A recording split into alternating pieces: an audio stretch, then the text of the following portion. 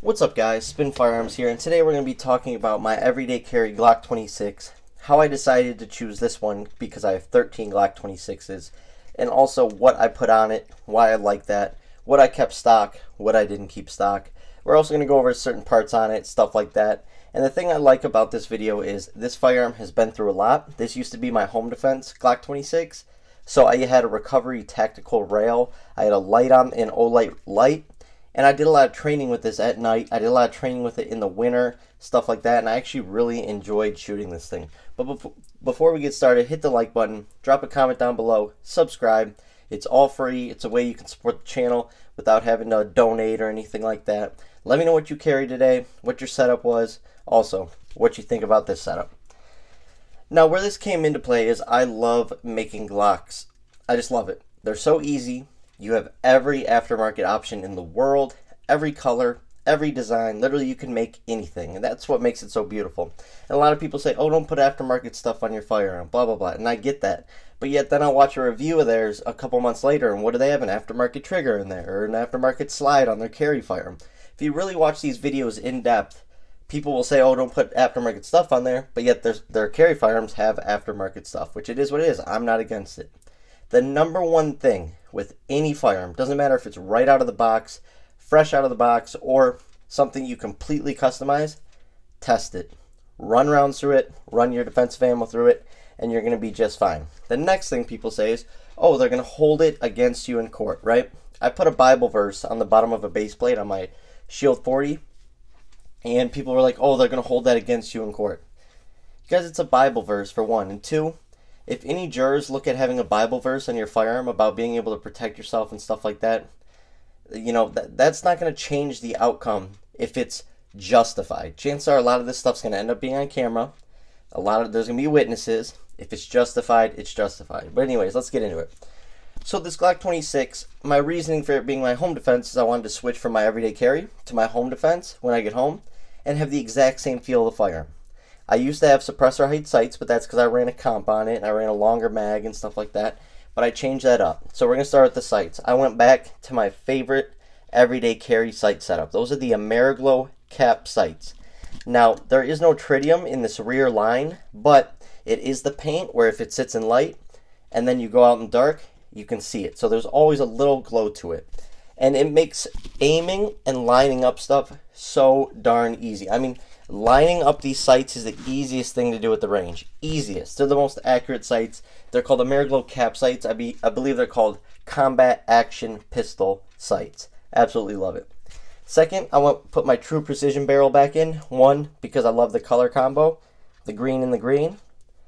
I don't think there's anything weird about this color or anything like that. I actually think it looks pretty cool, pretty nice. But what I like about it is out of all the different Glock barrels I have a Wilson Combat Glock 26 barrel. I have Lone Wolf, Live Free Armory. I have KKM Precision. I have all the OEM barrels. I have like 10 to 15 different aftermarket barrels. My True Precision barrels have been the best. I don't know what it is. And honestly, I got this barrel for $80 on eBay. I told the story in other videos. So how can you pass that up? It was unused, untouched, and since then it has thousands of rounds through it. And it's held up pretty decent. Yeah, it's wearing off a little bit. But that's the point of this. This is a tool. Another thing you're going to see is handle at edge series grips. At the time, I didn't have any that fit a Glock 26. So I took a kit that I had for a Glock 19, tried making my own, and yes, it sucks. But you know what? This is my everyday carry. It's a tool. This thing's going to get beat up regardless. I'm going to have to change the grips out in a year or two anyways from rubbing and stuff.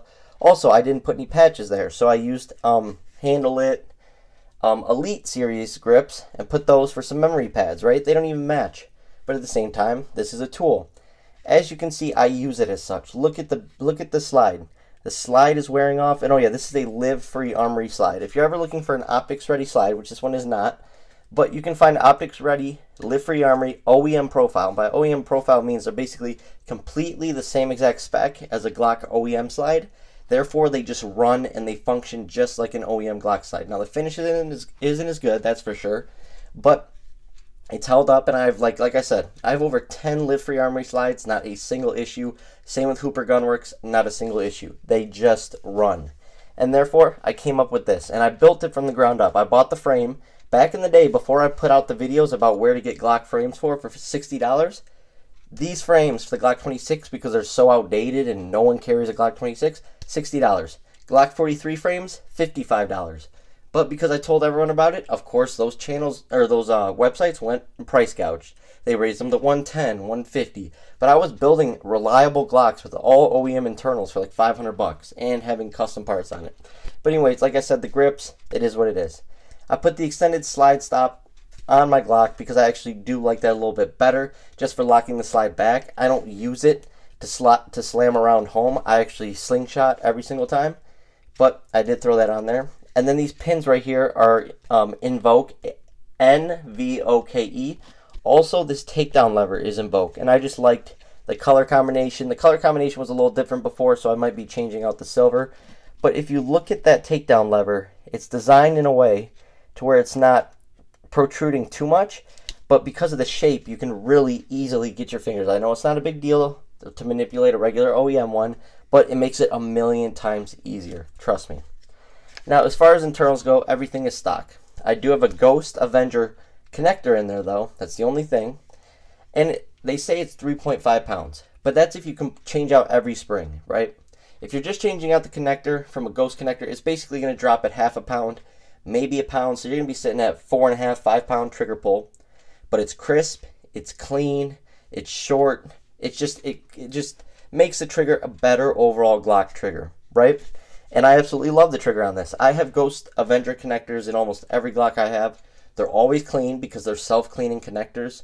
They always run, they never cause any issues.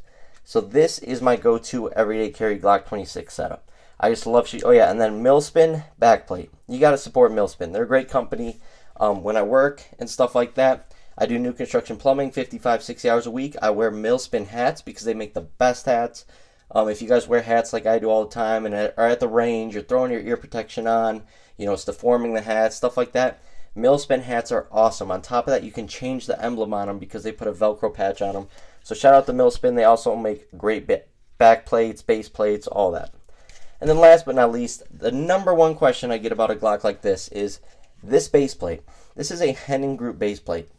You don't see a lot of people with Henning Group base plates other than me, to be honest. And it's because they're a smaller company, but they make quality, precision products. This is a +2.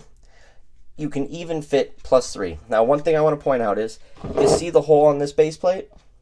That means use the little plastic piece that comes in the Glock mags.